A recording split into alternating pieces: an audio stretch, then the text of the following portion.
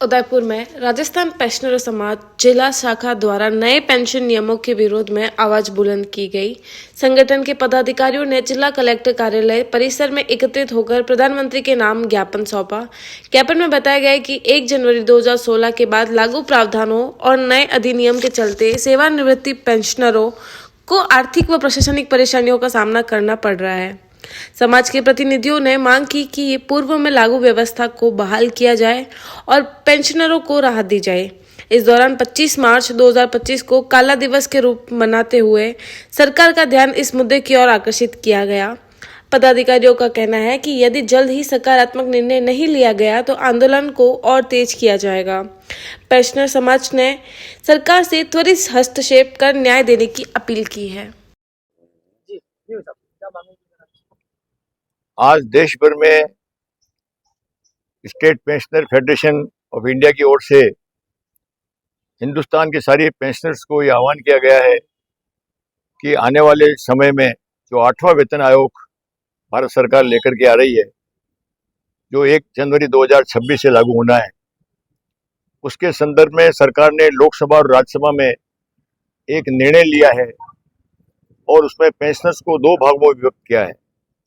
1 जनवरी 2026 के पूर्व के पेंशनर्स और 1 जनवरी 2026 के बाद के पेंशनर्स, यानी जो वेतन आयोग आएगा उसकी सिफारिशें उन लोगों के लिए लागू होगी जो वर्किंग में काम करने वाले कर्मचारी हैं और जब भी वो रिटायर होंगे तो उनको वो लाभ प्राप्त होगा।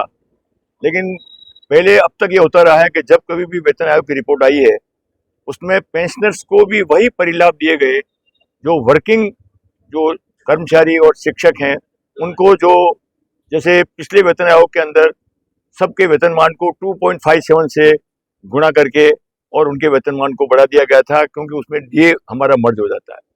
अभी लगभग 4-4.5% का ये मामला बैठता है महंगाई और सबको देखते हुए।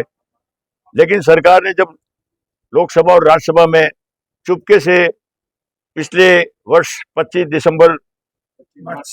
मार्च को ये बिल पारित कर दिया था और उसको राज्यसभा में भी उन्होंने 2-3 दिन के बाद में उसको पारित करवा दिया गया।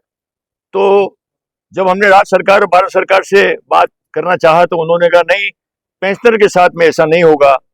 लेकिन जब लोकसभा और विधानसभा में हमारे जनप्रतिनिधियों ने प्रश्न उठाया तब भारत की वित्त मंत्री सीतारमण ने साफ तौर से कहा कि ये वेतन आयोग जो है केवल मात्र उन लोगों के लिए लागू होगा जो वर्तमान में कार्यरत हैं।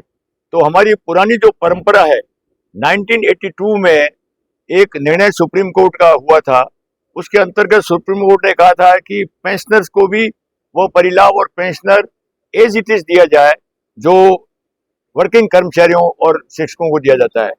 तो चूंकि सरकार एक विभेदकारी नीति के अंतर्गत काम कर रही है, इसलिए हमने सारे देश में इस आंदोलन को खड़ा किया है और निश्चित रूप से अगर सरकार ने ऐसा नहीं किया तो इस आंदोलन को हम और उग्र करेंगे और सारे देश में इस सरकार के खिलाफ की खिलाफत करेंगे। धन्यवाद।